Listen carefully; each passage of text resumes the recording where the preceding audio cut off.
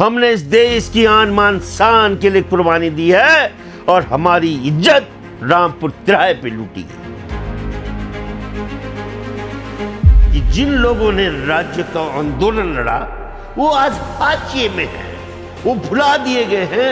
मैं इस आप लोगों के पहाड़नामा को सैल्यूट करता हूं कि आपने एक ऐसी मुहिम छेड़ी है कि हमारे युवाओं को पता लगे कि आखिर कौन थे वो लोग जिन्होंने इस राज्य की लड़ाई लड़ी और कुर्बानियां दी। 1980 में पाकिस्तान के पास F-16 प्लेन अमेरिका ने दिए थे और इन प्लेन्स को, इन वार के जो ये फाइटर थे, इनको देखकर भारत की जो हमारी नौसेना थी इसमें चिंता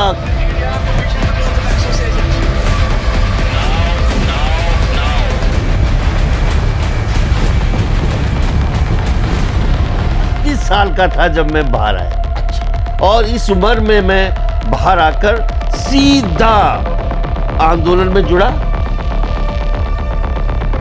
और इतिहास गवाह है, सैनिक आंदोलनों का हिस्सा नहीं बने तो जनरल जगमोहन रावत हमारा इस डेलीगेशन का नेतृत्व कर रहे थे। राष्ट्रपति भवन में गए, उन्होंने एक ऐसी लाइन कही कि जिससे राष्ट्रपति भपक भपक के रो पड़े। ये आरोप लगते हैं पूर्व सैनिक अपने सशस्त्र हथियारों के साथ दिल्ली प्रदर्शन के लिए आ रहे हैं, तो इसीलिए ये तमाम सुरक्षा व्यवस्था कड़ी की गई थी। इसमें आप किस हद तक सच मानते? ये बिल्कुल सच है। ये हमें आक्रोशित कर रहा है इस सरकार के खिलाफ जो अंकिता के हथियारों को छुपाते हुए दिख रही है, जो ब्रिगेडियर हमारा कैसे मारा गया, जब सुरक्षा व्यवस्था नहीं दे पा रही है। क्या था पुनर्गठन एक्ट में ऐसा?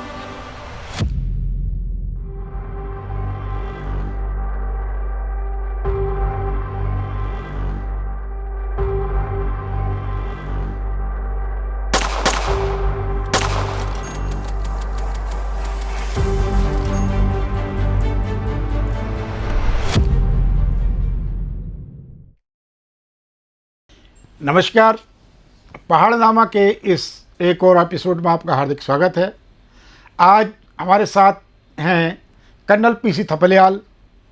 आपका एक अहम भागीदारी है पूर्व सैनिक के रूप में उत्तराखंड राज्य आंदोलन में, तो आइए बातचीत करते हैं उत्तराखंड राज्य आंदोलन को लेके कर्नल पीसी थपलियाल जी से। थपलियाल जी, शुरुआत करते हैं हम कार्यक्रम की कि आप किस प्रकार से उत्तराखंड आंदोलन में जुड़े और कब जुड़े?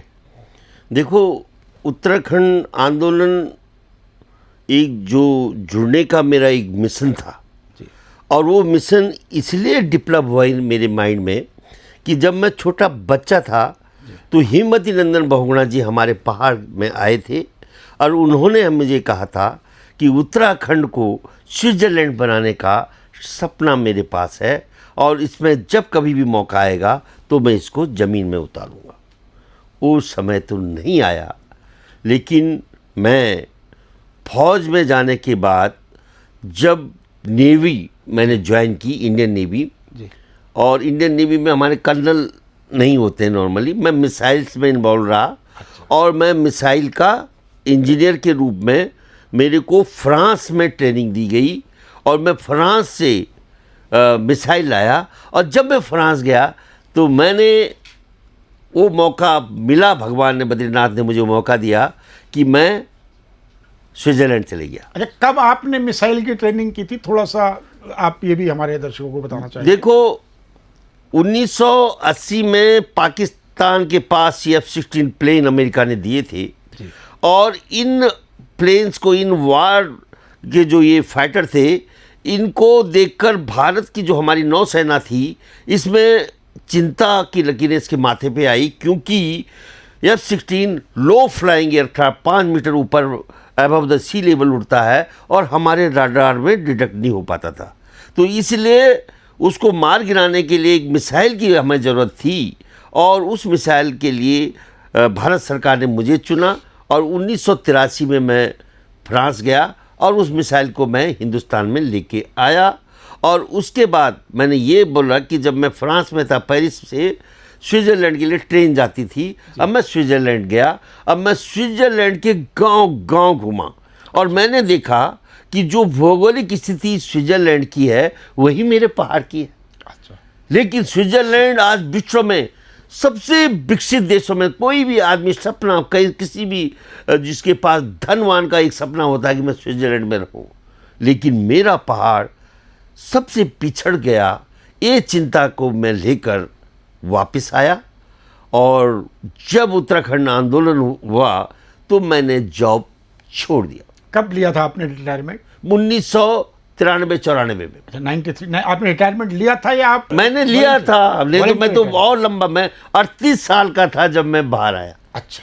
और इस उम्र में मैं बाहर आकर सीधा आंदोलन में जुड़ा और आंदोलन में मैंने पूर्व सैनिकों को संगठित किया। जी। ये प्रयास पहले जनरल खंडूरी ने किया था परेड ग्राउंड में पूर्व सैनिकों को बुलाकर, जी। लेकिन वे चूंकि एक पॉलिटिकल पार्टी से थे तो वो इसको बहुत लंबा संचालित नहीं कर पाए और हम लोग जो ये जनता के अंग थे, हमने पूर्व सैनिकों को संगठित करके उत्तराखंड पूर्व सैनिक अर्धसैनिक संघर्ष समिति का निर्माण किया, जो राज्य आंदोलन का एक विंग था जिसने एड़ी गाड़ कर राज्य की लड़ाई लड़ी। इसमें सिपाही से लेकर जनरल तक मैंने शामिल किया, ऑल रैंक्स। और इतिहास गवाह है कि विश्व में कभी भी सैनिक आंदोलनों का हिस्सा नहीं बने। ये उत्तराखंड पृथक राज्य आंदोलन था जिसमें सिपाही से लेकर जनरल उत्तराखंड आंदोलन का हिस्सा बने।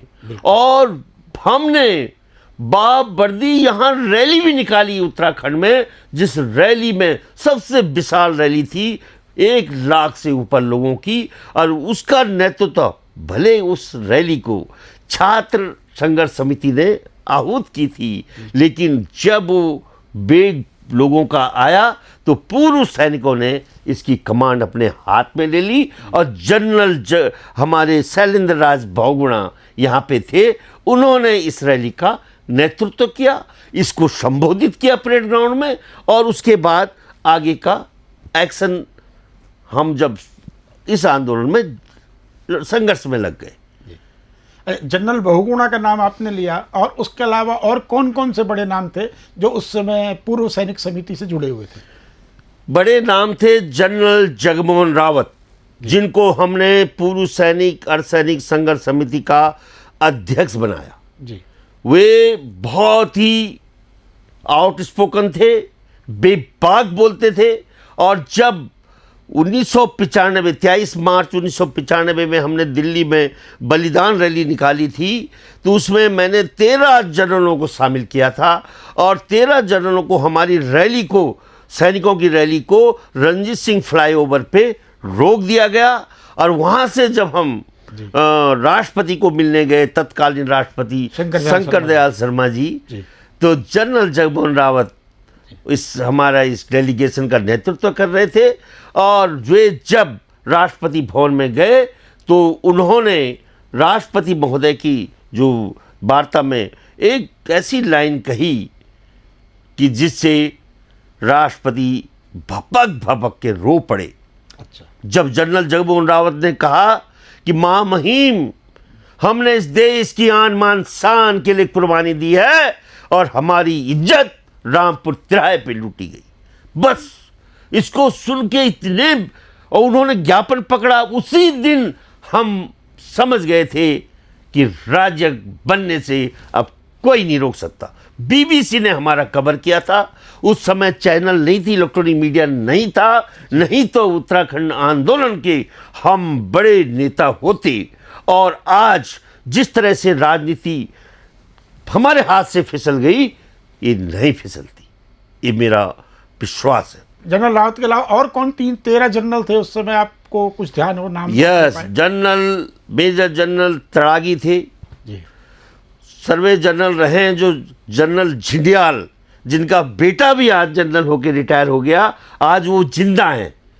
जनरल झिंडियाल, क्योंकि हम 13 जिलों में 13 जनरलों को, जनरल गुसाई आज भी 94-95 साल के हैं, वे भी इस का हिस्सा रहे। एयर मार्शल जुयाल, जी। वे भी 94-95 साल के हैं, आज जिंदा हैं। दुख मुझे इस बात का होता है कि जिन लोगों ने राज्य का आंदोलन लड़ा वो आज हाशिए में हैं, वो भुला दिए गए हैं। मैं इस आप लोगों के पहाड़नामा को सल्यूट करता हूं कि आपने एक ऐसी मुहिम छेड़ी है कि हमारे युवाओं को पता लगे कि आखिर कौन थे वो लोग जिन्होंने इस राज्य की लड़ाई लड़ी और कुर्बानियां दी।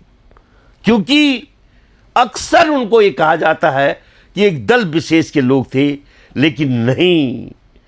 मैं एक चीज स्पष्ट रूप से बताना चाहता हूं पंत साहब, जी। पृथक राज्य उत्तराखंड की अवधारणा का जनक उत्तराखंड क्रांति दल रहा है, जी।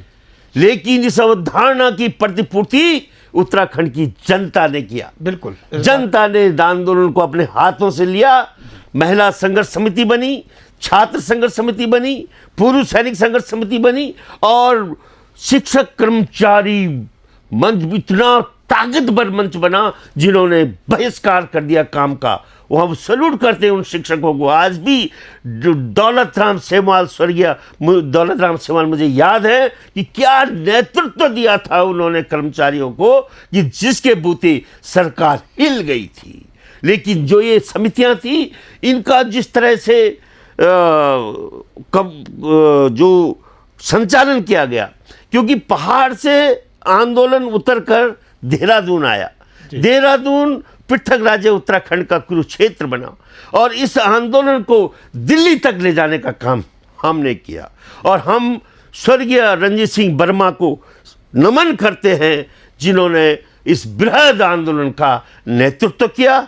वही उस दिन रामपुर तिराहे पे मौजूद थे जिस दिन वो अभागा दिन था, वो काली रात थी 2 अक्टूबर 1994, जब हमको घेराबंद करके हमारे ऊपर बहुत बड़ा आघात किया, हमारे साथ बहुत बड़ा धोखा किया गया।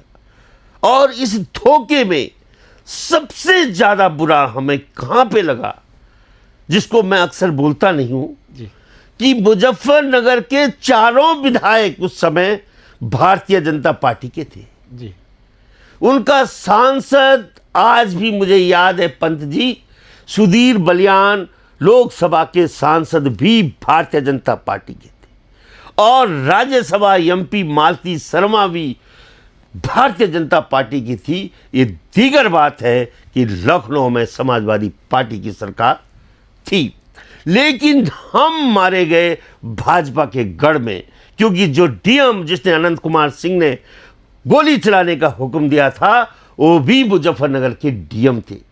तो आप ही देखिए कि क्या जनप्रतिनिधियों की बात नहीं सुनते। और ये जनप्रतिनिधि रात भर हमारा नंगा नाच देखते रहे और सुबह आते हमारे पास। हमने कहा भागो, हम वीर भूमि के लोग हैं, हम निपटना जानते हैं इस व्यवस्था से, हमें मत कमजोर समझना। रात भर तुम हमारा नंगा नाच देखते रहे और सुबह आ रहे हो। तो ये जो समस्या है, ये समस्या आज भी कुरेदती हमें कि आखिर हम, क्योंकि आपने देखा होगा कि कुमाऊं साइड की गाड़ियां सब दिल्ली पहुंच गई थी जी। उधर गढ़वाल कोटद्वार की गाड़ियां सब पहुंच गई थी। हमारी जो गोपेश्वर से होते हुए ऋषिकेश देहरादून आने वाली जो गाड़ियां थी, उन गाड़ियों का साथ ही खेला हुआ। और हम जो थे, हमारी 81वीं नंबर गाड़ी थी, पूर्व सैनिकों की गाड़ी लेकर मैं गया था, 3 महिलाओं की। तभी तो मैं कहता हूँ, कभी कभी हमारा क्षेत्रीय दल यूकेडी बोलती कि साहब हमने इसको चलाया, लेकिन अगर चलाया होता तो सत्ता उनके हाथ में रहती। लेकिन आंदोलन को सजाने वाली जनता थी, जनता ने बसें की, हम बसें करते थे। हम लोग, रणजीत सिंह वर्मा पूर्व विधायक थे, वो जनता दल के विधायक रहे। उस समय सुशीला बलूनी अग्रिम पंक्ति की नेत्री थी, वो भी जनता दल की थी। उस समय जो लोग आंदोलन में, जो ज्योति बहुगुणा जी हो गए और तमाम लोग थे, तो ये लोग उस समय आपने देखा होगा कि हम ये वो नहीं कर सकते कि इसमें जो कोई भी अपनी आइडेंटिटी ख़त्म करके भाजपा कांग्रेस से अलग होकर हमारे साथ आया, वो आंदोलन का सिपाही बना। जिसने अपने राजनीतिक परिचय को अलग रखा वो आंदोलन में शामिल रहा। जी, आपने अभी मुजफ्फरनगर का जिक्र किया, तो आप जाहिर सी बात है कि उस समय मुजफ्फरनगर में रहे होंगे जब मुजफ्फरनगर की घटना हुई। तो मैं आपसे यहाँ पर ये जानना चाह रहा था कि मुजफ्फरनगर में जब गोलीबारी और बलात्कार जैसी घटनाएं हुई, तो उसका कुछ आप के उस घटनाक्रम को थोड़ा सा विस्तार से हमारे साथियों के लिए बताना चाहेंगे कि क्या हुआ था आखिर जब देहरादून से बसें गई थी, तो एक्चुअल पोजीशन क्या थी, क्यों गोली चली और क्या वजह रही कि इतना सब कुछ होने के बावजूद हमने आज भी अनंत कुमार सिंह और बुआ सिंह दोनों पूरी तरह निर्दोष साबित हैं, उन्हें कानून द्वारा कोई सजा नहीं दी गई है। कानून द्वारा सजा देना अलग बात है जी, उनको प्रमोशन दिया गया, प्रमोशन दिया गया। और जो अनंत कुमार सिंह है उसको राजनाथ सिंह ने अपना सचिव बनाया। कितना दुख हुआ होगा हमें बिल्कुल कि जब 2000 में राजनाथ सिंह मुख्यमंत्री बने यूपी के, तो उन्होंने उसको अपना सचिव बनाया और उसके बाद रिटायरमेंट के बाद ट्रिब्यूनल का चेयरमैन बनाया। देखिए आप, ये सब हम अपने आंखों से देखकर चुपचाप है। अगर हम बोलेंगे तो लोग कहेंगे कि बोलता है, क्योंकि सच्चाई जो है हमारे साथ भारतीय जनता पार्टी ने, जिसको कि हमने आंख बीच कर विश्वास किया था, उसने कहीं ना कहीं हमें हमारे साथ बहुत बड़ा धोखा किया। उन्होंने जब राज्य बनाया भी तो बिना राजधानी का राज्य दे दिया। बिना राजधानी का राज्य असंवैधानिक है। और आप ये देखिए कि उससे पहले जो उत्तर प्रदेश पुनर्गठन विधेयक 1998 बनाया था नेशनल फ्रंट सरकार ने, उसमें कौशिक समिति के मुताबिक जो कुछ था, राजधानी गैरसैंण थी, जो हमारा एक पर्वतीय अवधारणा में श्रमित जो राज्य था वो हमारे पास था, लेकिन उस तमाम चीज़ों को ख़त्म करते हुए भारतीय जनता पार्टी ने 29 संशोधन करके उत्तर प्रदेश पुनर्गठन विधेयक में एक लुंज पुंज राज्य हमारे गले डाल दिया। और आज भी जो परिसंपत्तियां हैं, जिसके लिए आपने देखा होगा कि उत्तर प्रदेश के पास है हमारी परिसंपत्तियां, बिल्कुल, और उन परिसंपत्तियों को हम ले नहीं पा रहे। राज्य में आपका, शहर आपका, लेकिन नहर जो है वो उत्तर प्रदेश की। बिल्कुल, हरिद्वार की गंगा जी का पानी उत्तर प्रदेश का, गंगा जी से पैदा होने वाली बिजली उत्तर प्रदेश की, तो सब कुछ तो उत्तर प्रदेश का है, राज्य आपका है। जी, तो हमारी छाती में बना हुआ टिहरी डैम, जब इसकी बिजली, देखो टिहरी डैम एशिया का सबसे बड़ा डैम है, और इस बांध से मैं दावे के साथ कहता हूं कि अगर जन उन्मुखी सरकार होती उत्तराखंड में, तो हजारों हजार युवाओं को रोजगार देने में सक्षम है टिहरी डैम। टिहरी डैम की बिजली उत्तर प्रदेश खा रहा है। बिल्कुल, कहने के लिए हमारे 3-3 इंजन की सरकारें हैं, केंद्र में सरकार, उत्तर प्रदेश में हमारा योगी, यहाँ हमारा भाजपा की सरकार, और ये तीनों समीकरणें होते हुए भी अगर हमारे संसाधनों को हमारे हाथों में, हमारे युवाओं के हाथों से वंचित किया जा रहा है, तो ये अपराध है, अपराध।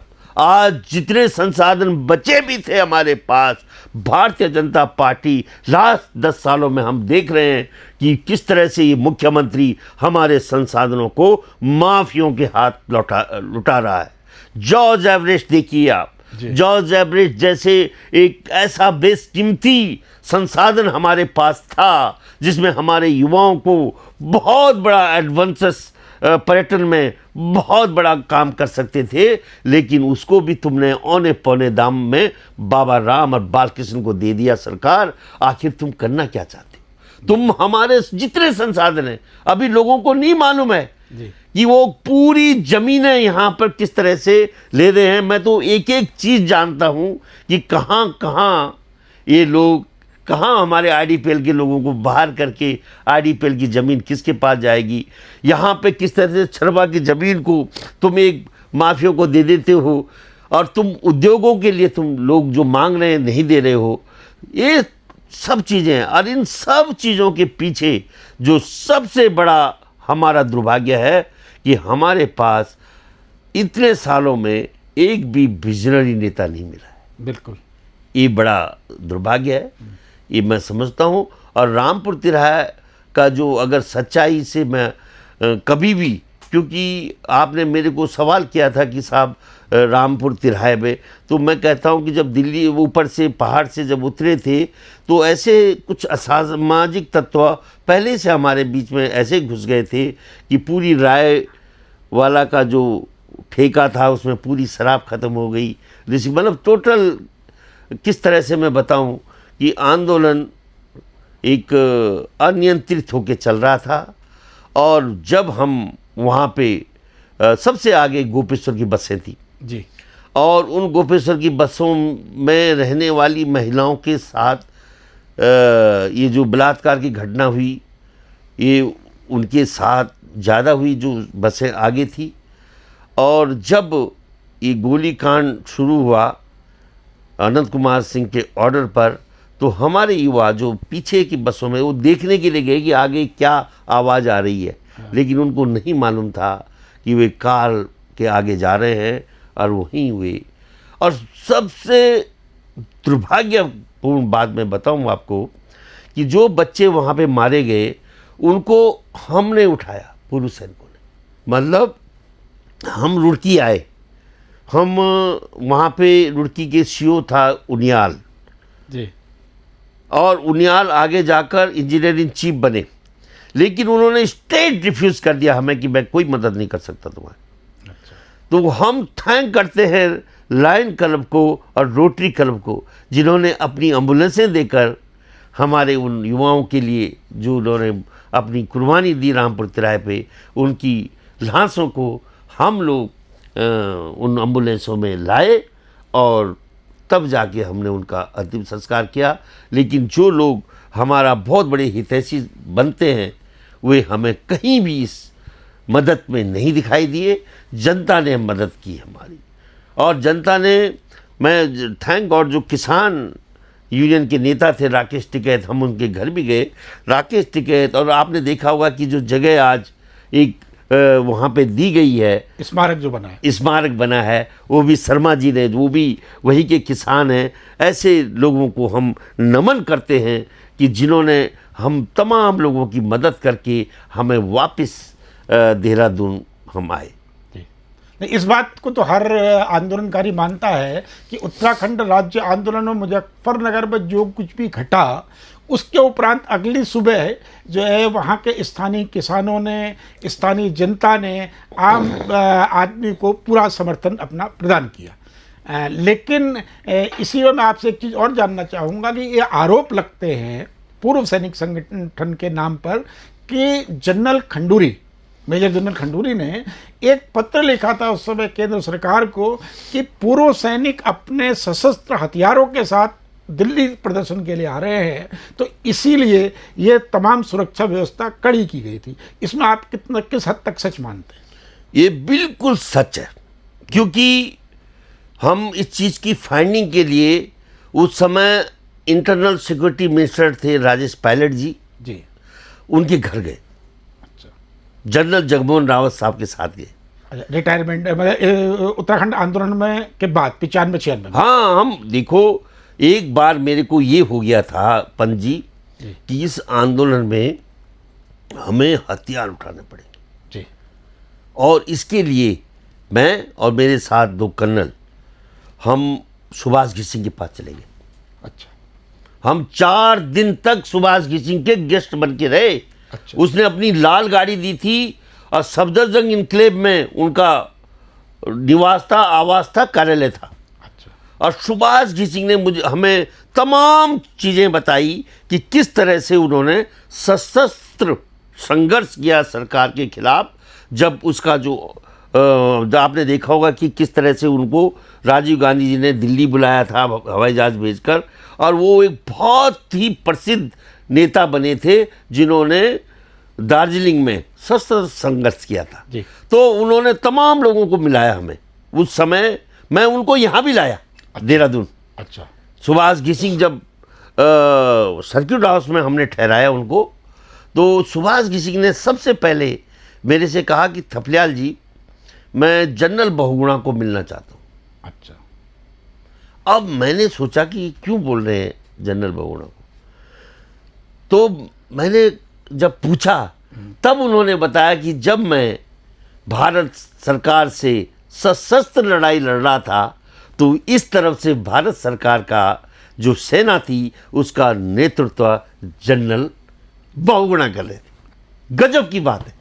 मतलब वो जब मिले जनरल बहुगुणा को, मैं ले गया उनको वहाँ सर्किट हाउस में, वो भावुक हो गए कि देखिए, क्योंकि जनरल बहुगुणा उस समय बंगाल एरिया के वो हेड थे, कमांडर थे, और ये बीबीसी में भी आया, यक्स GOC in Uttarakhand movement, big heading in Hindustan. उस समय ये चीज़ें बड़ी मान्य रखती थी। उस समय मीडिया, इलेक्ट्रॉनिक मीडिया नहीं था के बराबर। हाँ, तो मैंने बहुगुणा जी को मिलाया, उनकी मैंने यहाँ सभा भी कराई, और उन्होंने राज्य नहीं तो चुनाव नहीं का जो एक आइडिया था उन्हीं के दिमाग से निकला था। उन्होंने कहा कि तुम चुनाव का बहिष्कार करो तो तुम्हारी इस आंदोलन को और ताकत मिलेगी।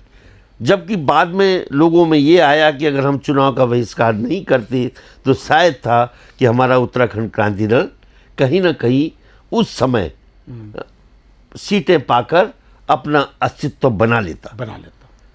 लेकिन जो हो गया सो हो गया। बिल्कुल। लेकिन सबसे दुख इस बात का है कि राज्य बनने के बाद जो आंदोलनकारी ताकतें थी वे पूरी तौर से हाशिए में चली गई, और यहाँ पे 2 साल भारतीय जनता पार्टी ने असंवैधानिक सरकार चलाई, एमएलसी की सरकार चलाई। उत्तर प्रदेश के एमएलसी हमारे मुख्यमंत्री बने। नित्यानंद स्वामी जी उत्तर प्रदेश के एमएलसी थे, हरियाणा के रहने वाले थे, और वो हमारे पहले मुख्यमंत्री। उसके बाद कोश्यारी जी एमएलसी थे, वो हमारे मुख्यमंत्री बने। और हमने इसका बहुत विरोध किया उस समय कि ये असंवैधानिक सरकार को हटाओ, और तब जाके 2 साल बाद जो चुनाव हुए तो पहली चुनी हुई सरकार जो नारायण दत्त तिवारी जी की आई, और जो कुछ उस बूढ़े व्यक्ति ने, जो व्यक्ति कहता था कि मेरी लाश पे उत्तराखंड बनेगा, वो चुनी हुई सरकार का पहला मुखिया बना, और जो कुछ उस बुढ़ापे में इस उत्तराखंड को दे गया उसके बाद कोई नहीं दे पाया। उद्योग, वो उद्योगों की श्रृंखलाएं जो माननीय स्वर्गीय नारायण दत्त तिवारी जी ने इस राज्य को दी, वो हमारे बच्चों के लिए चाहे छोटे ही तौर पे गुजारा का आधार बना। आज जो उद्योग हम सीलाकुई में देख रहे हैं, सिडकुल हरिद्वार में देख रहे हैं, हम सितारगंज में देख रहे हैं, वो तमाम उस व्यक्ति की देन है। लेकिन वर्तमान मुख्यमंत्री, आपने देखा होगा कि इन्वेस्टमेंट के नाम पे कभी इंग्लैंड जा रहा है, कभी दुबई जा रहा है, कभी मद्रास जा रहा है, कभी बम्बई जा रहा है कि मैं उद्योग ला रहा हूँ, उद्योग ला रहा हूँ, और ढाक के 3 पार। या फराई में आयोजन हो रहा है इन्वेस्टमेंट समिट का, प्रधानमंत्री आ रहा है, गृह मंत्री आ रहा है, और ये मजाक देवभूमि के लोगों के साथ बददस्तूर 10 साल से चल रहा है। ये हमें दुख दे रहा है, ये हमें आक्रोशित कर रहा है इस सरकार के खिलाफ, जो सरकार पूरी तौर से माफियों के लिए काम करते हुए दिख रही है, जो अंकिता के हत्यारों को छुपाते हुए दिख रही है, जो हमारे जो ब्रिगेडियर हमारा कैसे मारा गया, जब सुरक्षा व्यवस्था नहीं दे पा रही है, वो सरकार जो हमारे संसाधनों को बेचती जा रही है, हम मजबूर हैं कि हम उसका कुछ नहीं कर पा रहे। भले ये उत्तराखंड सैनिक बहुल्य राज्य होने के बावजूद भी सैनिक बौने पड़ गए हैं इस माफिया पर राजनीति के आगे। एक दुख है हमें। इन सब का कारण क्या समझते हैं आप? क्या वजह रही कि हम इन 25 सालों में इस स्थिति में आ गए हैं कि हम अपने राज्य के लिए जो संघर्षों से हमने प्राप्त किया था उसका ध्येय प्राप्त न होने के बावजूद भी हम सरकार के ढर्रे में बहने को मजबूर हैं? इसके पीछे क्या वजह समझते हैं? देखो, यहाँ पे सबसे बड़ी बात है कि हमारे पास अपना विजनरी नेता नहीं रहा। माननीय स्वर्गीय इंद्रमणि बडूनी जी भी राज्य बनने के 2 साल पहले हमको छोड़ के चले गए। हम अनाथ से हो गए। उसके बाद कोई ऐसा व्यक्ति नहीं हुआ रहा जो ये समझता। नहीं तो सबसे पहले पुनर्गठन एक्ट को जनता के आगे रखता कि कितना बड़ा धोखा भारतीय जनता पार्टी ने रचा है। क्या था पुनर्गठन एक्ट में ऐसा? ऐसा माने 29 संशोधन करके तुमने संसाधन यूपी के हाथ कर दिए। तुमने वो टिहरी डैम की बिजली, उत्तर जितने भी हमारे पावर प्रोजेक्ट थे, हाइड्रो पावर प्रोजेक्ट, सब यूपी खा रहा है। 18 पावर प्रोजेक्ट साइन थे जिसमें उन्होंने रातों रात दस्तखत किए कि साहब जो यूपी साइन कर लेगा वो यूपी के। अरे उस समय हम भी तो यूपी के अंग थे। अगर तुम हमारे संसाधनों पे कब्जा करके बैठे हो तो भाई उन संसाधनों को जो आज यूपी में है उसमें हमें भी अधिकार दो ना। ऐसा क्या है, क्योंकि हम तो अभिन्न अंग थे। बिल्कुल। और जब अलग हुए तो संविधान कहता है कि किसी भी राज्य के भूगोल में जो संसाधन होते हैं उस राज्य का संवैधानिक अधिकार होते हैं उसमें। आज जो खाने झारखंड में है बिहार उसको क्लेम नहीं करता, जो छत्तीसगढ़ में है मध्य प्रदेश की उसको क्लेम नहीं करता, लेकिन अभागे उत्तराखंड के संसाधनों को उत्तर प्रदेश निगल रहा। मैं बोला नहीं, उतनी संसाधन ऐसा बना है कि हमको उपनिवेश बना दिया इस भारतीय जनता पार्टी ने उत्तर प्रदेश का। और हमारा जो मुख्यमंत्री वहां बैठा हुआ, एक बार आपको याद होगा कि त्रिवेंद्र रावत बड़ा खुश हुआ कि अब तो योगी आ गया, पहाड़ पुत्र आ गया और चलो जी बैठक करते हैं बांटने की सब परिसंपत्तियों को, जो उधर उत्तराखंड की परिसंपत्तियों को वापस लेने की बात करते हैं। पहली मीटिंग हुई, दूसरी मीटिंग में अधिकारी नहीं आए उत्तर प्रदेश के, दोनों बैठे रह गए भाई। जब उन्होंने बोला कि भाई तुम क्यों नहीं आ रहे हो, उन्होंने बोला साहब आपको तो अधिकारी नहीं है क्योंकि ये एक्ट बन गया है और केवल संसद इसमें दखल अंदाजी कर सकती है। और संसद में दखल अंदाजी क्या हम 5 सांसदों के माध्यम से करेंगे, और वो भी 5 सांसद जो टोटली एक पूछ हिला के संसद के अंदर बैठे हुए, उनके पुते नहीं किया जा सकता। और जनता इस चीज को इसलिए नहीं समझ रही है कि क्षेत्रीय दल एक कमजोर स्थिति में है। किसी भी राज्य का क्षेत्रीय दल वहां के क्षेत्रीय पूंजीपति और क्षेत्रीय उद्योगपति बनाते हैं। बिल्कुल। मैंने अपने सामने शिवसेना को देखा कि महाराष्ट्र के मराठा पूंजीपतियों ने शिवसेना का निर्माण किया और वहां से बाहरी जो बिजनेस करने आए थे साउथ इंडिया के मैक्सिमम, उनको वहां से खदेड़ दिया। उनका नारा ही पहले शिवसेना का था, बजाओ तुंगी भगाओ लूंगी। इस नारे के साथ उन्होंने शुरुआत की और एक ताकतवर राजनीतिक क्षेत्रीय दल बना। बिल्कुल। लेकिन उत्तराखंड एक ऐसा अभाग्य राज्य है, वो इतना बटा हुआ भूगोल है हमारा कि जो उत्तर प्रदेश भी नहीं है। पहाड़ मैदान में आज दिन तक हम मैदान के लोगों को उत्तराखंडी नहीं बना पाए। आप ये देखिए कितना बड़ा दुर्भाग्य है हमारे राज्य का, वो अपने को उत्तराखंडी नहीं समझते। बिल्कुल। और फिर उत्तराखंड के पहाड़ में भी जब जाएंगे तो आप गढ़वाल और कुमाऊं का जो समीकरण इस नेताओं ने बिगाड़ी हुई है, आपने देखा होगा, उन समीकरणों को हम पाट नहीं पाए क्योंकि ऐसा नेता पैदा नहीं हुआ है जो बृहद रूप से गढ़वाल, कुमाऊं, जौनसार, गोरखाली और मैदान के लोगों को नियंत्रित करके नेतृत्व दे पाए। बिल्कुल। ये हमारा दुर्भाग्य है। जिस दिन ऐसा नेता पैदा हो जाएगा तो ये जो औने पौने बिठा रखे भाजपा कांग्रेस ने, दिल्ली के मठाधीशों ने, ये अपने एजेंट, ये नेता नहीं है, बिल्कुल, ये एजेंट हैं। इन एजेंटों को यहां से विदाई देने का मौका आ गया है अगर जनता इसको देर सवेर समझेगी और इनको यहां से खदेड़ेगी। नहीं तो ये तुम्हारे उत्तराखंड को बेच बाच कर तुम्हें कहीं का नहीं छोड़ेंगे। आज स्थिति ऐसी है कि हम पछता रहे हैं कि हमने इस राज्य की लड़ाई क्यों लड़ी होगी। ये बहुत बड़ा पछतावा है। बिल्कुल। हम लॉस में हैं। आज हम देखिए, आप एकमात्र संसाधन था हमारे पास खेत, हमारे खेत खलियान ऐसे नहीं है जो हमारा पेट भर सके। हम खच्चर घोटा गाड़ी भी नहीं चला सकते पहाड़ों में जो बच्चे उससे रोजगार करें। एकमात्र साधन था हमारा फौज, और उसको भी तुमने अग्निवीरों के माध्यम से खत्म कर दिया है, खत्म। अब वो आपको बाद फौज के सुबेदार मेजर नहीं मिलेंगे पहाड़ों में। बिल्कुल। तो ये जो दुर्भाग्य है और इसको अभी भी हम नहीं समझ रहे हैं। ये चिंता का विषय है पंजी। और आप जिस तरह से हमारे युवाओं को ये नहीं मालूम, आज भी मैं उत्तराखंड क्रांति दल के युवाओं को मैं बार बार जो पैदा भी नहीं हुए थे, हमने उत्तराखंड बनाया। अरे भाई तुमने बना, सबने बनाया, जनता ने। जनता को फिर गुस्सा आता है बिल्कुल कि तुम हमें नजरअंदाज कर रहे हो।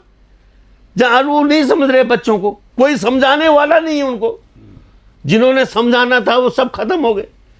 तो इसीलिए कभी कभी मैं बोलता हूं, मैंने अभी मोर्चा बनाने की पहल की, क्योंकि स्वाभिमान मोर्चा का जो युवा नेतृत्व है उसमें तो करंट है, उसमें विजन भी लगता है। स्वाभिमान मोर्चा माने अपना ये बॉबी पावर वाला। यस जी क्योंकि बॉबी पवार जी अंधेरों में एक दिया बन के उभरा। जी उस बेटे ने टिहरी संसदीय क्षेत्र में 1,68,000 वोट पाकर एक ऐसा उदाहरण सेट कर दिया जो आज दिन तक कोई नहीं कर पाया। आपने देखा होगा कि इससे पहले अनूप नौटियाल भी जब लड़ा था तो 24,000 वोटों में सिमट गया था, क्योंकि जो जनता का व्यक्ति मैं बोल रहा हूं। बिल्कुल। अरे जनता के इस लड़के ने, क्योंकि बेरोजगार संगठन यानी स्वाभिमान मोर्चा का ये युवा राज्य के उस मुद्दा को पकड़ा जो हमारा मूल मुद्दा है। बेरोजगारों की लड़ाई को उसने दांतों से पकड़ा और लोगों ने उसे हाथों हाथ लिया। और तमाम जो कॉन्स्टिट्यूंसी 14 विधानसभाएं इसमें थी टिहरी में, उसमें पहाड़ की विधानसभाओं में आगे रहा। कांग्रेस भाजपा को पीछे करके रखा इस लड़के ने। तो ये जो है, इससे हम ये सोचते हैं कभी मेरे दोस्त कहते हैं कि तुम कहाँ फंसो, कई लोग गाली देते हैं यूकेडी। मैं कहता हूँ भाई इस लड़के में विजन भी लग रहा है, करंट भी लग रहा है, युवा है, और ये युवा अभी तक कोई भी गलती नहीं कर रहा है। तो ऐसे युवाओं को हमें नज़रअंदाज नहीं करना चाहिए। वो अगर जिंदा रहेंगे तो एक दिन ऐसा वृक्ष बनेंगे जो इस राज्य की राजनीति में एक नया सूरज बनकर उभरेंगे। मेरे को ये लगता है, क्योंकि हम तो अपनी चौथी अवस्था में पहुंच गए। आपको थोड़ा सा मैं इतिहास की ओर ले चलता हूं। जैसे आज बेरोजगार संगठन बॉबी पवार ने गढ़वाल के इस क्षेत्र में शुरू किया है, ठीक इसी तर्ज पर आज से लगभग 15 साल पहले जब उत्तराखंड राज्य बना ही था, एक राज्य आंदोलनकारी होते थे छात्र नेता मोहन पाठक और जगमोहन बगड़वाल। बेरोजगार संगठन कुमाऊं में भी बना था और उस बेरोजगार संगठन की ठीक ऐसे ही धमक थी, ठीक। लेकिन एक लंबे संघर्ष के उपरांत आज स्थिति यह है कि मोहन पाठक भारतीय जनता पार्टी के तीसरे दर्जे के नेता हैं। जगमोहन बगड़वाल एक अलग विलुप्ति की कगार पर है, दोनों राज्य आंदोलनकारी हैं और उनके तमाम साथी भी छितर बितर हो चुके हैं। बेरोजगारी का मुद्दा अपनी जगह पर कायम है। बॉबी पवार के नेतृत्व में भी जो पिछला आंदोलन हुआ था, अभी हमने देखा था परेड ग्राउंड में, उस पूरे आंदोलन के उपरांत बॉबी पवार के राजनीतिक कद में भले ही कुछ बढ़ोतरी हुई हो, लेकिन बेरोजगारी का मुद्दा मुझे नहीं लगता कि टस से मस हुआ हो। हाकम सिंह जिसे लेके कहीं ना कहीं आंदोलन शुरू हुआ था, आज न्यायालय से बाइज्जत बरी हो चुके हैं। इस सारे परिप्रेक्ष्य में आप ये कैसे कह सकते हैं कि उत्तराखंड राज्य की जो लड़ाई आधी अधूरी छूट गई थी राज्य बनने के उपरांत, उस लड़ाई को कुछ ऐसे युवाओं के उसमें लड़ा जा सकता, नेतृत्व में लड़ा जा सकता है जिनका कि विजन स्पष्ट नहीं है और जो एक सीमित दायरे तक अपना, जिनका घेरा एक सीमित दायरे में है, तो उनके नेतृत्व में कैसे लड़ा जा सकता है? देखिए, मोहन पाठक को मैं बहुत अच्छी तरह जानता हूँ जी, और मोहन पाठक को मैं उतना ही प्यार करता था जितना सम्मान आज मेरा बॉबी पवार की तरफ है। मैं सोचता था कि ये जो क्रांतिवीर है, क्योंकि जब मैंने रक्षा मोर्चा बनाया था 2012 में, तो तब मैंने मोहन पाठक को अपने जनसभा में हल्द्वानी में बुलाया, उससे बहुत लंबी बात की वो। लेकिन उनका जो आक्रोश था, उनकी जो संघर्ष था, उसको वो थोड़ा लंबे टाइम तक सस्टेन नहीं कर पाए। सस्टेन का मीनिंग क्या है, ना तो कोई ऐसा चुनाव लड़े जहाँ पे लोगों ने लड़े भी थे वो, लेकिन उन्होंने अपनी उस चुनाव के माध्यम से आइडेंटिटी बनाई। अगर ये लड़का संसद, हम सोच रहे थे, हंस रहे थे कि ये संसद का चुनाव लड़ने जा रहा है, ये अपनी जमानत जब्त कराएगा, लेकिन इसने प्रूफ किया। क्योंकि सबसे बड़ा प्रूफ, आज हम क्यों गिनती में नहीं आ रहे, क्योंकि हमने कहीं भी चुनाव एक मुख्य होता है जिससे आइडेंटिटी मिलती है, और वो आइडेंटिटी इसको चुनाव के कारण मिली। संघर्ष आपने देखा होगा कि किस तरह से इसने जो आंदोलन अभी आपने परेड ग्राउंड में बोला, उस परेड ग्राउंड का आंदोलन भी ऐसा थ्रिलिंग आंदोलन था जिससे मुख्यमंत्री की कुर्सी हिल गई थी। अब मैं कई बार बोलता हूँ कि इस राज्य में इस मुख्यमंत्री ने, इसको धाकड़ से धुरंधर बोल गया राजनाथ, और ये वास्तव में आंदोलनों को ख़त्म करने में धुरंधर ही है। इसने 3 बड़े आंदोलन यहाँ पे किस तरह से ख़त्म किए, उसमें जो छात्र आंदोलन है उसकी परिणति जो आज हम हाकम सिंह को देख रहे हैं, या जिस तरह से उस खुद मुख्यमंत्री उसमें आ गया। देखिए, इतने ज्वालामुखी बना हुए आंदोलन के आगे किस तरह से रणनीति बनाई होगी कि उस आग को ठंडी करके और उसके समक्ष खड़ा होना और होकर उसको ख़त्म कर देना। ये मुख्यमंत्री ने एक युवाओं के साथ धोखा तो किया है, और उसी धोखा की परिणति है। लेकिन इसे राजनीतिक सूझबूझ भी कहा जा सकता है। राजनीतिक कूट नहीं कहा जाता, इसको कूटनीति कहा जाता है। और उसने कूटनीति के माध्यम से किस तरह से अपने जो लोग हमारे जनता के साथ, देखो जब कोई आंदोलन होता है तो आंदोलन को भगवान का दिया हुआ प्रसाद समझना चाहिए जो सत्तासीन है।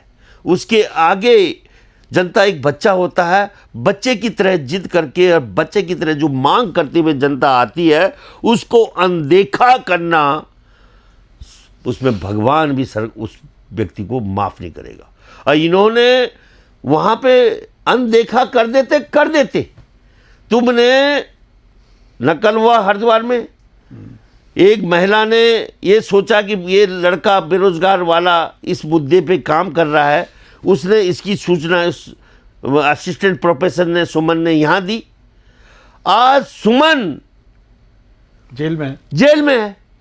देखिए जो आप कितनी बड़ी, और ये जो अंकिता हत्याकांड का जो अभी 3.5 साल के बाद पटाफेक्स उर्मिला सनोवर ने किया, वो भी बाल बची। वो तो गई थी काम से, उससे जो उससे वारंट निकाल दिए थे, जिसमें कि आप जमानत भी नहीं ले सकते, गैर जमानती वारंट निकाल दिए थे उसके लिए।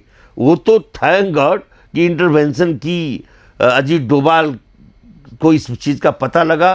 भले, क्योंकि किसी भी सच्चाई का पता लगना मुश्किल होता है, क्योंकि एक केस में तो ये लगता है कि उर्मिला सनोवर के पास कुछ ना कुछ ऐसा जरूर है जो कि पूरी भाजपा को डराए हुए है, और इसी कारण से उनकी गिरफ्तारी अभी तक नहीं हो पाई है। उसके पास पूरा मसाला है, बस इसीलिए मैं खुद उसके घर गया अभी। अच्छा। मैं और पांगती जी उसके घर गए, इसलिए उनकी गिरफ्तारी नहीं हो पाई है। और जो वो बता रही है वो मैं आपको शीघ्र देखूंगा कि उर्मिला को लेकर हम धारी देवी जा रहे हैं।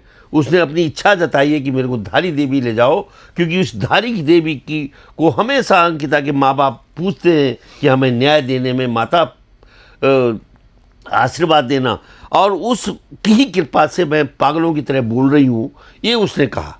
और वो ये कह रही है कि मैं उसके माँ बाप के भी चरण छूना चाहती हूँ, और मैं धारी देवी से के आगे शपथ देना चाहती हूँ कि मैं अंकिता के मामले में किसी तरह की कमी नहीं छोड़ूंगी, मैं पूरा बताऊंगी किस तरह।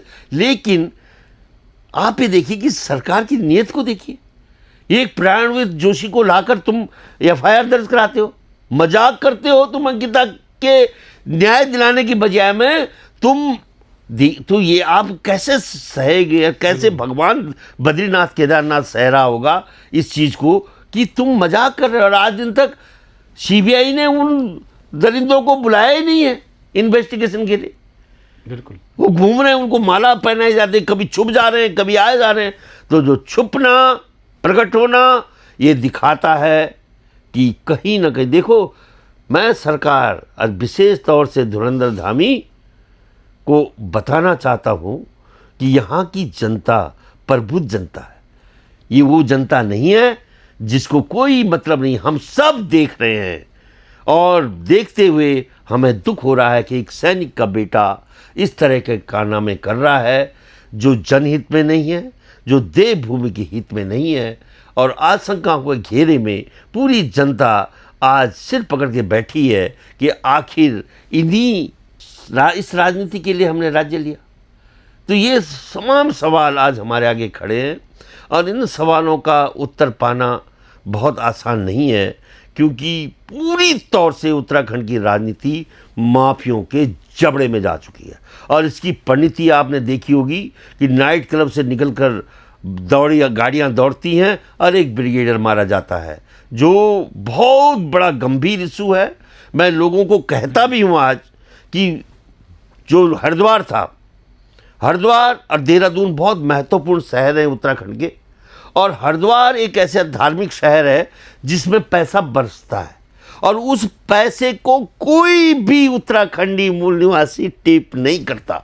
वो किसके हाथों में जाता है, वो कौन से बाबा वहाँ से हरियाणा और उत्तर प्रदेश के बदमाश क्रिमिनल मैं जानता हूँ कि कहाँ कहाँ से आए हैं। मैं उनका इतिहास भूगोल जानता हूँ, जो बड़े बाबा बनकर जिनकी चरणों में भारतीय जनता पार्टी के बड़े बड़े नेता नतमस्तक होते हैं, उनके कब्जे में हरिद्वार है। लेकिन राज्य बनने के बाद आज देहरादून भी हमारे हाथ से खिसक गया। जो क्रिमिनल के लोग वो थे, क्रिमिनल उत्तर प्रदेश के, पश्चिमी उत्तर प्रदेश के, झारखंड के, बिहार के, उनके बच्चे यहाँ पे धंधा करने आ गए। अब मैं आपको दिखा सकता हूँ, इस चीज को प्रूव कर सकता हूँ। लगभग 1 लाख यूथ शटल हो गया, वो अरबपति करोड़पति बन गया। वो बापों की काली कमाई को लेकर यहाँ आया। यहाँ उन्होंने राजपुर रोड में वो छप्पर डाल के बार बना दिए, कहीं डांस बार बनाया, कहीं हुक्का बार बनाया, कहीं ड्रग्स के लिए बनाया और कहीं देह व्यापार का केंद्र बनाया।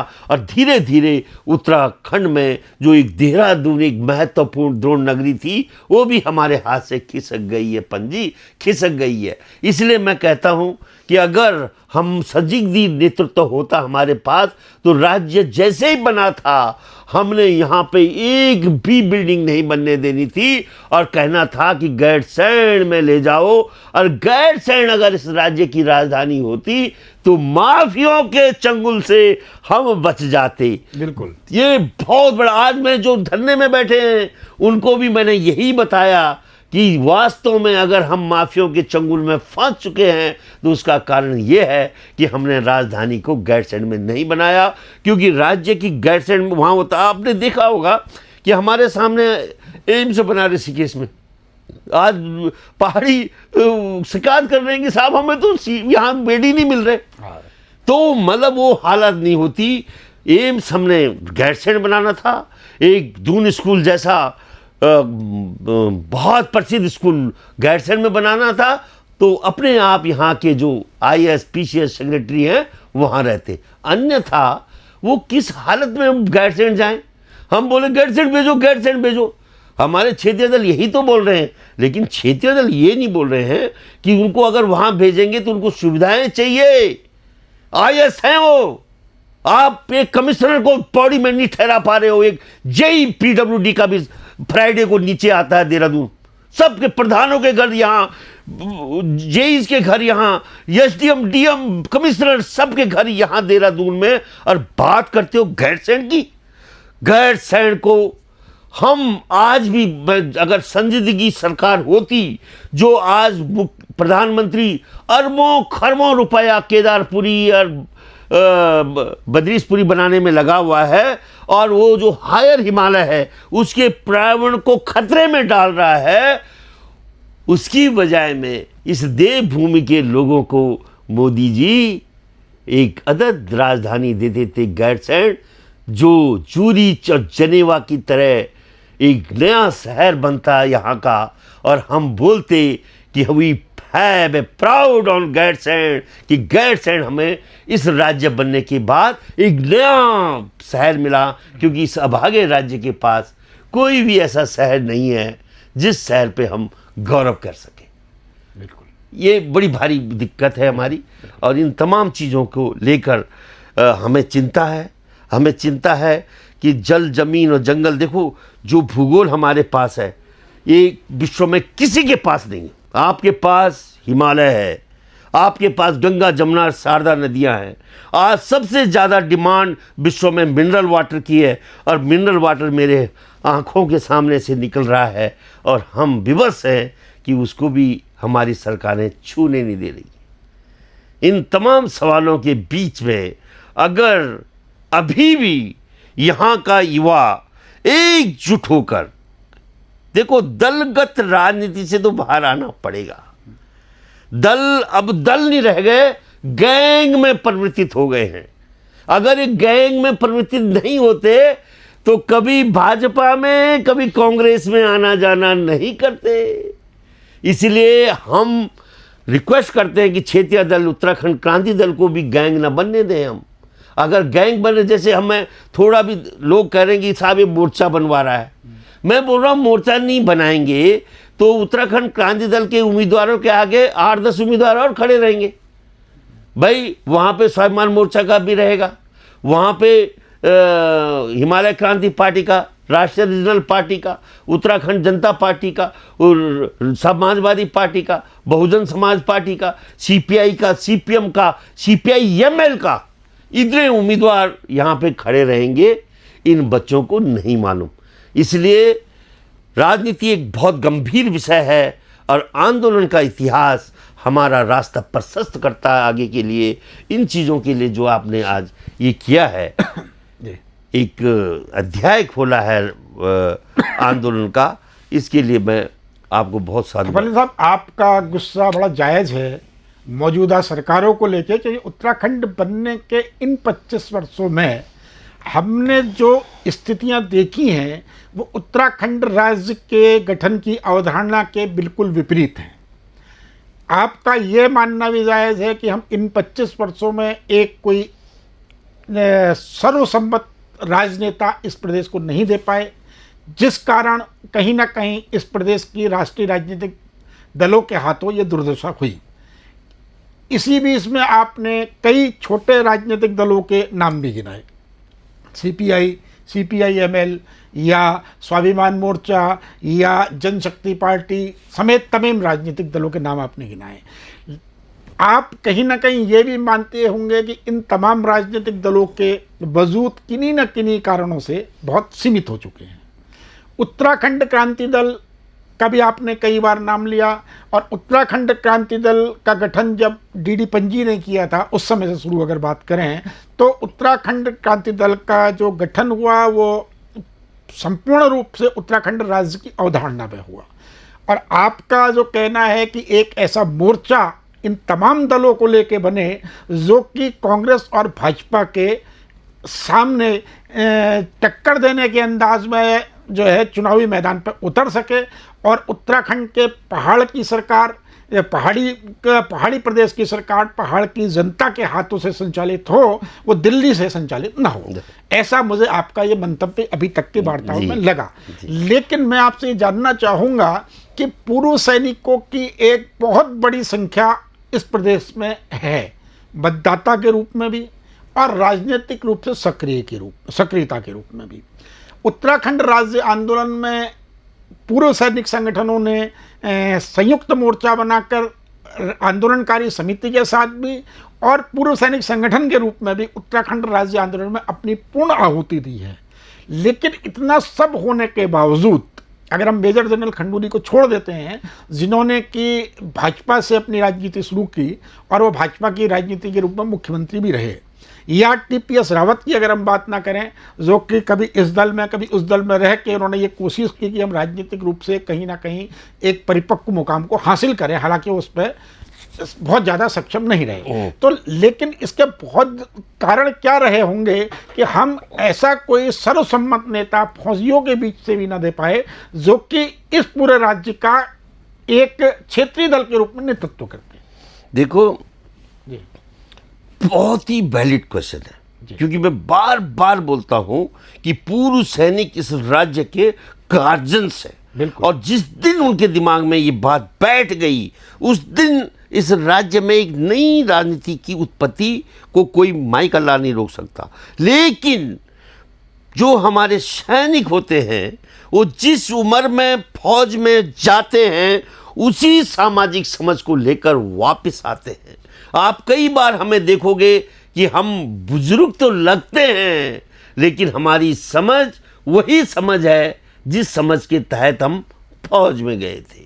लेकिन रैंक एंड फाइल में डिवाइडेड पुरुष सैनिक का फायदा किस तरह से राजनीतिक लोगों ने उठाया, उसका जीता जागता उदाहरण आपने दिया कि जनरल खंडूरी को भारतीय जनता पार्टी ने इस पहाड़ में अपनी जड़ें जमाने के लिए अपनी लाठी बनाया। और जब इस चीज को कांग्रेस ने देखा तो कांग्रेस ने जनरल टीपीएस रावत को अपनी लाठी बनाकर चुनौती दी भारतीय जनता पार्टी को। बिल्कुल। लेकिन उसके बाद आज न तो भारतीय जनता पार्टी को जरूरत है जनरलों की, न कांग्रेस को जरूरत है। अब आप देखोगे कि भूल जाओ कि कभी भारतीय जनता पार्टी और कांग्रेस जनरलों को अपनी पार्टी में रखेगी या रखेगी नीचे के लोगों को अपनी चटाई बिछाने के लिए। ये बात को समझाने के लिए मेरे को लगभग 30-32 साल लगे और आज उनके नीचे से खिसक चुके हैं। भारतीय जनता पार्टी का पुरुष सैनिक जो प्रकोष्ठ था वो अब खत्म हो चुका है, वो नहीं बना रहे, नहीं है उनके पास पुरुष सैनिक। जो उनका पुरुष सैनिक अध्यक्ष था प्रदेश का कर्नल, वो आज यूकेडी का जनरल सेक्रेटरी बना हुआ है। देखो, हाँ, ये देखिए आप, ये उपलब्धि मैं अपने को देता हूं, क्योंकि सैनिक का जो नेतृत्व है वो हमेशा हम जनरल को अपना बड़ा शिरोमणि मानकर चलते हैं। लेकिन जिस तरह की सामाजिक परिप्रेक्ष्य में चलना होता है, उस राजनीति का पथ प्रदर्शक मैं हूं। और मैं निश्चित रूप से, जो आपने सैनिकों के बारे में सवाल पूछा कि किस तरह से सैनिक यहाँ पे अपनी राजनीति खड़ी कर पाए, वो भविष्य के गर्भ में है। लेकिन मैं आज भी सैनिक जो हमारे उत्तराखंड क्रांति दल में बेचारे एक जैकेट बना के चल रहे हैं ग्रुप में, अगर उनके हाथ में उत्तराखंड क्रांति दल का नेतृत्व आ जाए जी, तो राजनीति बदल जाएगी। आप ये देखिए कि उत्तराखंड के नेतृत्व पर जनता प्यार तो कर रही है, विश्वास नहीं करती। इसीलिए वोट कहाँ पड़ते हैं, हमारी जमातें जब्त हो जाती है उत्तराखंड क्रांति दल से। 32 साल से देख रहे हैं। लेकिन इस संदर्भ में हमें प्रयास निरंतर करने पड़ेंगे, क्योंकि मैं जानता हूं कि उत्तर प्रदेश की जब राजनीति में गंदगी आई तो पश्चिमी उत्तर प्रदेश से चौधरी चरण सिंह ने किसानों को बेस बनाकर अपनी राजनीति खड़ी की और देश के प्रधानमंत्री तक बने।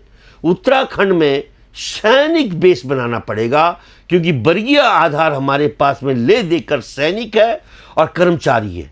इन दो को जो लामबंद करते हुए अपनी राजनीति खड़ी करेगा, वो तीसरा। देखो, राजनीति तभी बोला मैंने, ये सरल सब्जेक्ट नहीं है। जबकि यहाँ पे अभी बच्चे अपने उसमें आपने सोशल मीडिया में क्या क्या बोल रहे हैं और फेमस हो गए हैं। लोग कह रहे हैं इनको मुख्यमंत्री बनाओ। मैं बोल रहा दुर्भाग्य मुख्यमंत्री, ये भगवान। तो कहने का मतलब ये है कि जनता का होल बिहेवियर बच्चे की तरह होता है और बहुत कम लोग होते हैं, 8-10% लोग होते हैं जो सामाजिक नेतृत्व देने की क्षमता रखते हैं।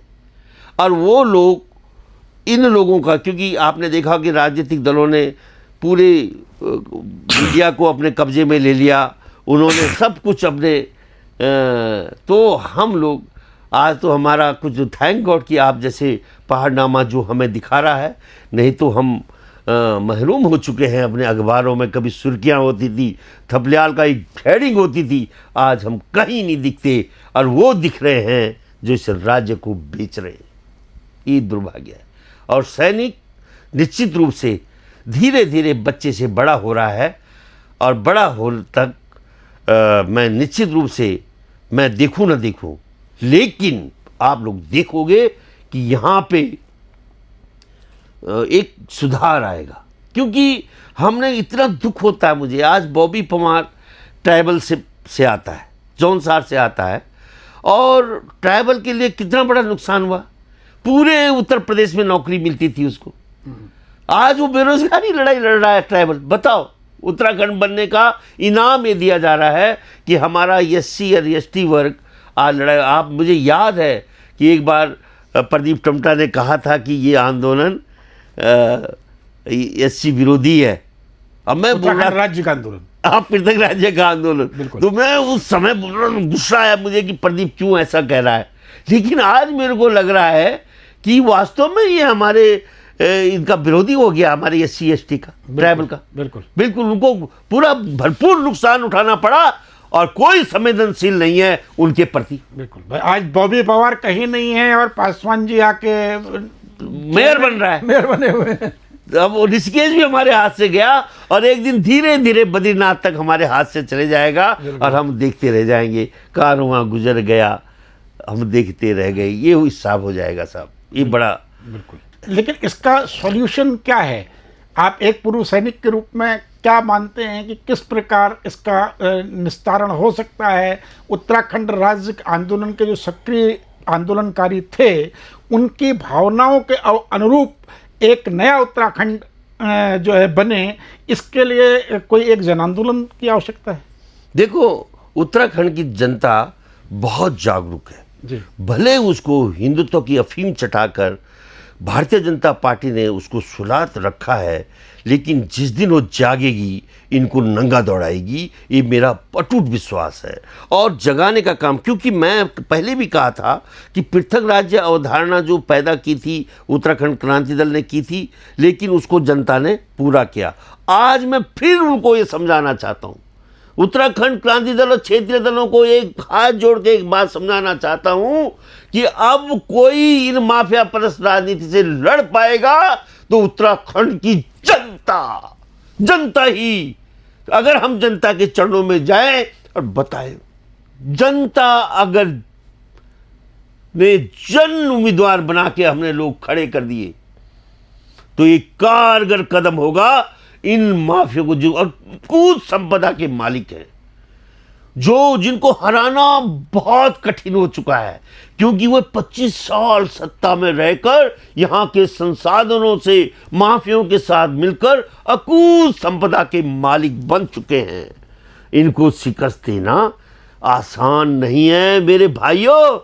चाहे इसलिए जनता से हाथ जोड़कर, घुटने टेक कर हमें कहना पड़ेगा कि एक राजनीतिक आंदोलन पृथक राज्य उत्तराखंड की तर्ज में फिर से कर दो और यहाँ की सत्ता के चूल्हे हिला दो, जो हमारे बच्चों के लिए, हमारे संसाधनों के मामले में जिस तरह से वो काम कर रही है, लुटवा रही है माफियों से। यहाँ कैसे आपने देखा होगा कि अभी झारखंड का माफिया मारा गया, तब लोगों को पता लगा कि इसको तो पट्टा दे रखा था खनन का।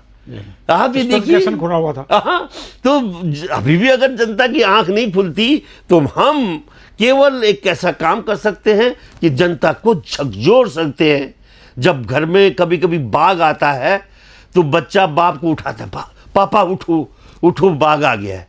उसी तरह से हम जनता को झकझोरे, आ गए, इनको हटाओ, इनको तुम ही खत्म कर सकते हो जब जनता एकजुट होकर इनको उठा फेंकेगी। ये मेरे को लगता है बिल्कुल राजनीतिक दलों के बूते के बाहर। बिल्कुल, कितना नाच लो तुम। बिल्कुल, पहाड़नामा एक प्रयास है उत्तराखंड की जनता को झकझोरने का, उत्तराखंड राज्य आंदोलन की यादों को ताज़ा करने का और पुराने आंदोलनकारी साथियों को ये बताने का कि हमने उत्तराखंड राज्य में क्या मांगा था।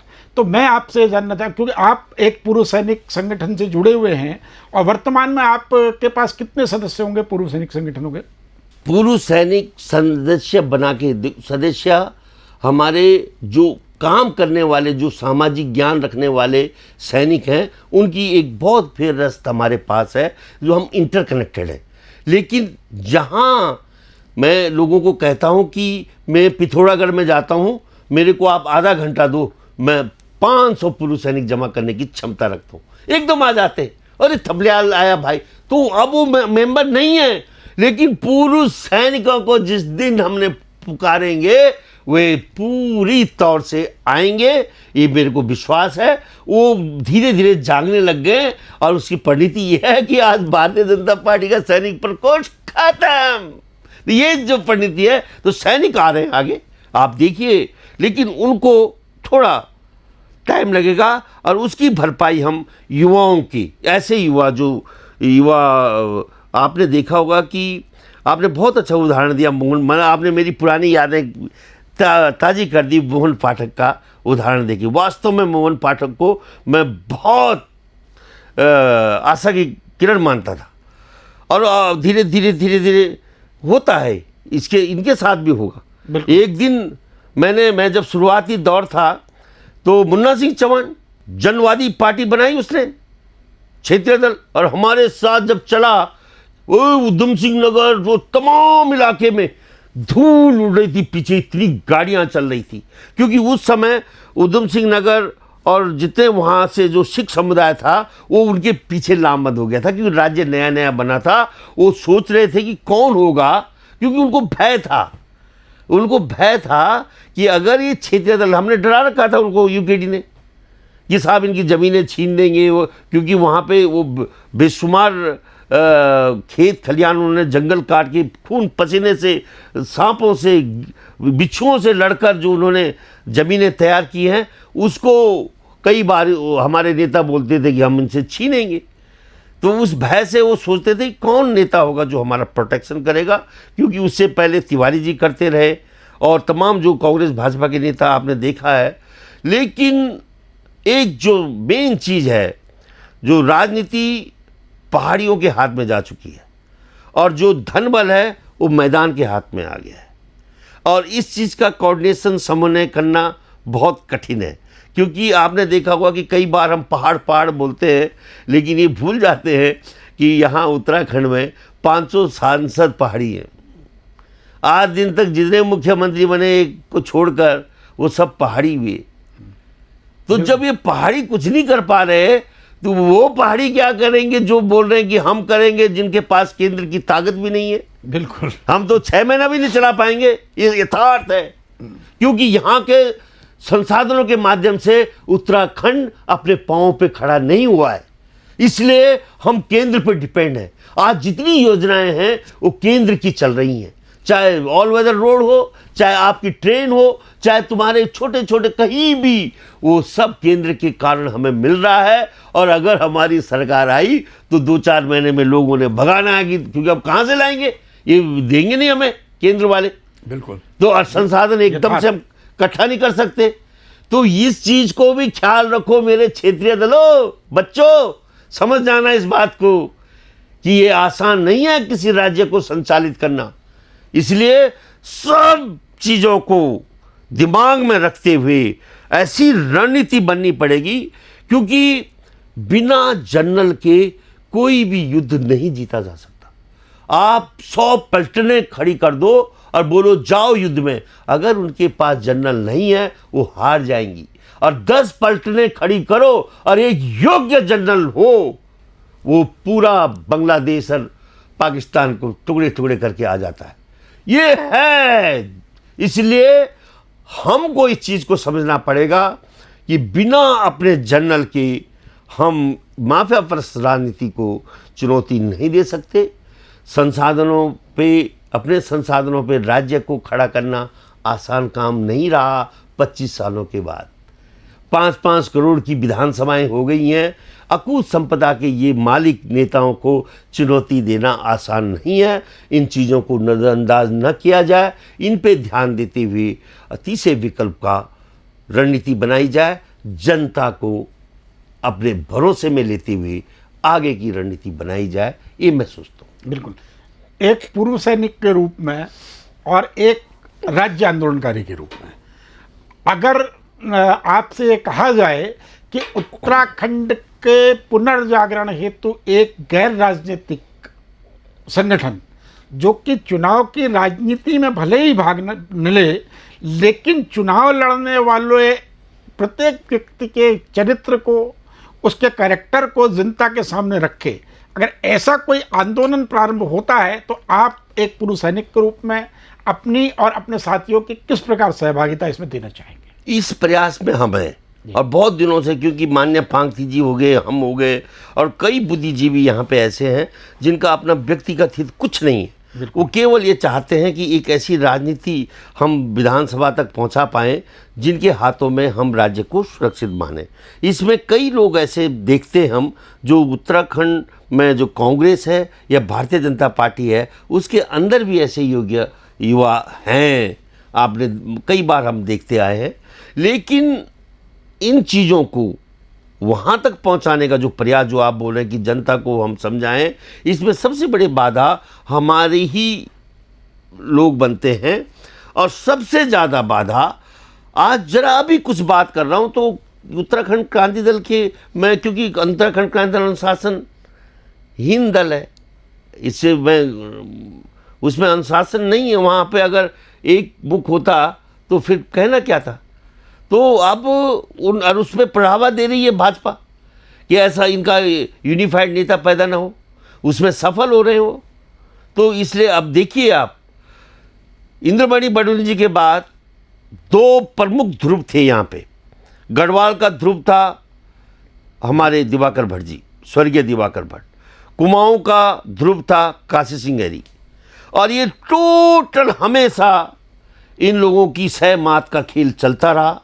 ये लोग बारी बारी से अध्यक्ष बनते थे और इन्होंने जो अपना उदाहरण पेश किया उसका जवाब आज हम नहीं दे पाते, क्योंकि दिवाकर भट्ट जी भारतीय जनता पार्टी की राजनीति के हिस्सा बने, उनके साथ उन्होंने मंत्री बने, उनकी टिकट से चुनाव लड़े। और दूसरी ओर हमारे काशी सिंह ऐरी कांग्रेस की राजनीति के हिस्सा बने, वो हिल्ट्रॉन में चेयरमैन बने। तो मैं तो सारा इतिहास भूगोल जानता हूँ। इसलिए अब धीरे धीरे जो चेहरे थे वो अस्त होते जा रहे हैं और नए चेहरे का उदय मुझे दिख नहीं रहा है। ऐसे चेहरे सामने आ रहे हैं जो एक मृग मरीचिका के रूप में लगता है कि साहब इनके कुछ नहीं। ये सब चीज़ों को देखते हुए युवाओं में अच्छे नेतृत्व को आगे करने का भी हम प्रयास कर रहे हैं और जनता को विश्वास में लेने का भी प्रयास कर रहे हैं।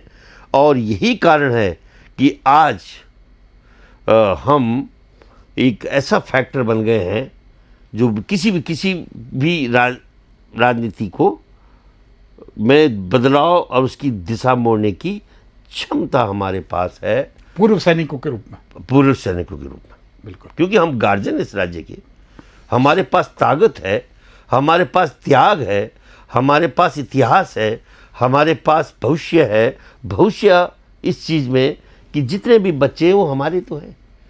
तो इन चीज़ों की चिंता हमें होनी चाहिए और इन्हीं चिंताओं के साथ, क्योंकि अदरवाइज जो दल इस समय गवर्न हो रहे हैं दिल्ली से, वो अब देखो ना, भड़ाना को लेकर आ रही थी भाजपा। हे भगवान, बद्रीनाथ ने रोक दिया। भड़ाना तो चला जाता, हम तो कहीं दिखते नहीं। बिल्कुल, बाप रे बाप, उसको ला रही थी भाजपा और हमको ठंडी लग रही है, जनता सोई हुई है हिंदू बनने की चाह में। तो ये जो चीज़ें हैं इसको हम देख रहे हैं। भड़ाना इस बार भी चुनाव लड़ने की तैयारी में। अब देखो ना, आपकी जानकारी के लिए बता। हाँ, लेकिन हम इन भड़ानों को जब तक जिंदा हैं नहीं आने देंगे। इसलिए हम इस राज्य की रक्षा के लिए पूरी तौर से समर्पित हैं, जिस तरह हमने देश की रक्षा की थी। इसमें हम तमाम जो लोग हैं, केवल सबसे बड़ी जो समस्या हो गई है कि इसके भूगोल में रहने वालों को एकजुट करना एक बहुत बड़ी चुनौती है, क्योंकि लोग पहाड़ और मैदान में भी इतने डिवाइडेड हैं। आप देखो ना, बनिया कम्युनिटी अलग है, सिख समुदाय अलग है, मुस्लिम समुदाय को दुश्मन बना के रखा हुआ है। तो तमाम इन लोगों को किस तरह से, जाट है, गुज्जर है, ये और जगह ये समस्या नहीं है, ये हिमाचल में नहीं है, ये उत्तराखंड की समस्या है, जहाँ पे मिनी भारत है। और मिनी भारत में हम लोग जो पूरे हिंदुस्तान से लेकर पूरे विश्व में फैले हुए हैं, कई बार हम बाहरी कर लोगों में और सह रहे हैं लोग। लेकिन बाहरी इसलिए बोल रहे हैं लोग क्योंकि बाहरी एक गलत तरीके से हमारे बीच में घुस रहे हैं। गलत तरीके से यहाँ पे अपने कागज़ बना रहे हैं, तब जाके बच्चे हमारे चिढ़ रहे हैं। लेकिन जो जनता है नॉर्मल, वो इससे चिढ़ गई है कि ये पहाड़ी बच्चे बाहरी बाहरी बोल रहे हैं। तो ये जो समस्या आपने देखा होगा कि यहाँ पे कुछ लोगों ने उकसाने हवा देने की कोशिश की। एक एडवोकेट तोमर नाम का एडवोकेट क्या क्या बोलने लग गया था हमारे बच्चों का। मैं उन लोगों में गया, मैंने कहा भाई ये काम मत करो, क्योंकि मैक्सिमम लोग उसमें जो थे वो हमारे मेरे जानकार थे। तो मैं किसी भी तरह से पहाड़ मैदान में नहीं बढ़ने दूंगा, मैं किसी भी तरह से उत्तराखंड की राजनीति में गढ़वाल कुमाऊं में नहीं बढ़ने दूंगा। और जो जौनसार गोरखा बंद साथी हैं, इन तमाम भाइयों को एक साथ लेकर एक सर्व समाज का निर्माण करते हुए एक नई राजनीति को हम उत्तराखंड में खड़ी करेंगे। और अगर हम जीते जी नहीं खड़ी कर पाएँ, हम एक रास्ता ऐसा बना जाएंगे कि जो हमारे पीछे खड़े हैं वे इसको आगे बढ़ाएंगे। मेरे को दृढ़ विश्वास है। बहुत अच्छी टीम मेरे पीछे है, बहुत अच्छी। उसमें भाजपा में भी हैं, कांग्रेस में हैं, यूकेडी में हैं। मैं तो कई लोग ऐसे हैं कि जो मैंने पहाड़ों में ब्लॉक प्रमुख तक बन गए हैं, और वो भाजपा से, क्यों मैंने बोला सेटल हो जाओ, यहाँ हो जाओ, तुम अपने को सेटल करो, तुम हमारी तरह, क्योंकि हम लोग कर सकते हैं, क्योंकि हमें पेंशन मिलती है, हम नौकरी करके आए हैं। लेकिन युवा थोड़ी कर सकता है, उसको कहीं ना कहीं सेटल होना है। लेकिन जो भी युवा है, चाहे वो यूकेडी में है, चाहे वो कांग्रेस में है, वो भाजपा में भी है, या किसी दल में है, सपा में है, बसपा में है, उन तमाम युवाओं से मैं एक निवेदन करना चाहता हूँ कि नए उत्तराखंड के निर्माण के लिए आप दिन में कभी न कभी जब समय हो ज़रूर सोचें कि हम सब एकजुट होकर कैसे काम करें, और इस राज्य की खुशहाली के लिए, जो कि अकूत संपदाओं का मालिक है, जिसमें सब कुछ है, केवल एक चीज़ नहीं है, जो हमारे प्रयास एकजुट होकर जाने थे इसको ऊंचा उठाने। देखो लोगों ने, मैंने केजरीवाल यहाँ आया था, केजरीवाल ने पूरी ताकत झोंकी थी यहाँ पे, किसी ने भी इतनी ताकत नहीं झोंकी जो केजरीवाल ने झोंकी थी। और केजरीवाल को दिल्ली में जाके मैंने ही प्रेरित किया था। जो उसने विश्व की आध्यात्मिक राजधानी बनाने का जो यहाँ पे बोला, वो मेरा बताया हुआ मुद्दा था। आज दावे के साथ कह रहा हूँ मैंने उनको कहा कि अगर भारतीय जनता पार्टी की काट करनी है, क्योंकि वो हिंदुत्व की बात तो कर रही है लेकिन वो धर्म नहीं जानती है। उत्तराखंड के लोगों को इतना दिग्भ्रमित कर दिया है कि वे भूल गए हैं कि हम उस देवभूमि के लोग हैं जहां पांडव आए थे स्वर्गारोहण के लिए, जहां द्वापर में कृष्ण, सारे जो जितने भगवान राम ने यहाँ पे देवप्रयाग में जो रघुनाथ मंदिर है, उसके इतिहास को हम नहीं जानते। उस मंदिर में तपस्या की थी राम ने रावण वध के बाद। आपको यहाँ पे लक्ष्मण झूला, ये जब तमाम चीज़ें मिलती हैं उत्तराखंड में, और पांडवों के अवशेष मिलते हैं कि पांडव किस तरह से यहाँ आए थे। तो जब हमारे पास इतना समृद्ध इतिहास है द्वापर और त्रेता का आज तक का, उसको अनदेखा करके मेरी औरतों को, मेरी मातृशक्ति को ट्रेन में फ्री फंड में राम मंदिर में ले जाए। पूरे यूपी से महिलाओं को नहीं ला पाए। राम मंदिर की नौटंकी में मेरी महिलाओं को यहां से गाड़ी में बिठा के ले गए। कितना दुख हुआ होगा मुझे। बहुत इस तरह से हमें एक टाइम था कि उत्तराखंड की महिलाएं स्वाभिमानी थी, हाथ से डडवार देती थी। आज वो 5 किलो राशन में लग गया। ये देन है इस राजनीति की। इसलिए मैं कभी कभी सोचता हूं कि मैंने किसके लिए, कैसे ये उत्तराखंड बनाया कि मैंने अपनी जनता को भिखारी बना दिया और आज जंगली जानवरों का नेवला बना दिया। छोड़ दिया उनको जंगलों में, कोई नहीं उनका बचाने वाला। जबकि अगर ये संवेदनशील सरकार होती, जनों की सरकार होती, तो सैनिकों को, हर जगह सैनिक बैठा हुआ है, उनका सहारा लेकर हर जगह एक फोर्स तैयार करती कि जिस तरह से 5 गांव 10 गांव का जिम्मा देती और वहां के लोगों को जंगली जानवरों से भयमुक्त करा सकती थी। बिल्कुल। लेकिन कौन करेगा? इनको तो अपने दिल्ली के मठाधीशों की आरती उतारने में, उनके लिए संसाधन जुटाने में, अटैची भरने के लिए, तभी उनकी कुर्सी सलामत है। नहीं तो वे कुर्सी में बैठ नहीं सकते। ये अभागा राज्य उत्तराखंड एक ऐसा राज्य है कि आज दिल्ली में अगर जो पैसा जाता है उत्तर प्रदेश से नहीं जाता, मध्य प्रदेश, वो उत्तराखंड से जाता है दिल्ली के मठाधीशों की राजनीति को बढ़ाने के लिए। ये हालत है हमारी। हम लोग पूरी तौर से ख़त्म होने के कगार पे हैं। हमारा अस्तित्व बचाने का सवाल आज हमारे आगे खड़ा है। बहुत गंभीर इशू है, बिल्कुल छोटा मोटा नहीं है। बिल्कुल। राज्य आंदोलन में सक्रिय होने के साथ साथ उत्तराखंड राज्य का एक दर्द आपकी बातों में बार बार झलकता है, और मैं ये उम्मीद करता हूँ कि अगर उत्तराखंड राज्य के पुनर्निर्माण के लिए कोई जन जागरण अभियान चलाया जाता है तो आप अपने साथियों के साथ उसमें अवश्य शामिल होंगे, और राजनीतिक रूप से आपका जो प्रयास है एक थर्ड फ्रंट बनाने का, तमाम कांग्रेस और भाजपा के अलावा तमाम राजनीतिक दलों को एक झंडे के नीचे लाकर चुनाव के मैदान पर लाने का, आप उस पर भी जो है कहीं ना कहीं सफलता की ओर आगे बढ़ेंगे, और एक उत्तराखंड का नया स्वरूप गैरसैंण राजधानी के रूप में और राज्य आंदोलनकारियों के सपने के प्रदेश के रूप में हमें देखने को मिलेगा। यही मैं उम्मीद करता हूँ। इसी के साथ मैं चाहूँगा कि आपसे विदा लिया। धन्यवाद। धन्यवाद, बहुत बहुत धन्यवाद।